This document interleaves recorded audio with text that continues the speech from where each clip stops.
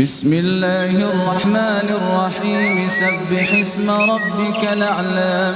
الذي خلق فسوى والذي قدر فهدى والذي أخرج المرعى فجعله غثاء نحوا سنقرئك فلا تنسى إلا ما شاء الله إنه يعلم الجهر وما يخفى ونيسرك لليسرى فذكر إن نفعت الذكرى سيذكر من يخشى ويتجنبها الأشقى الذي يصلى النار الكبرى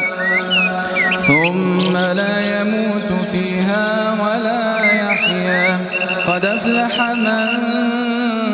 تزكى وذكر اسم ربه فصلى بل تؤثرون الحياة الدنيا والآخرة خير وأبقى إن هذا لفي الصحف الأولى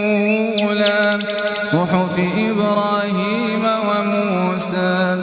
بسم الله الرحمن الرحيم هل أتاك حديث الغاشية وجوه يومئذ خاشعة عاملة ناصبة تصلى نارا حامية تسقى من عين آنية ليس لهم طعام إلا من ضريع لا يسمن ولا يغني من جوع وجوه يومئذ ناعمة لسعيها راضية في جنة عالية لا تسمع فيها لاغية فيها عين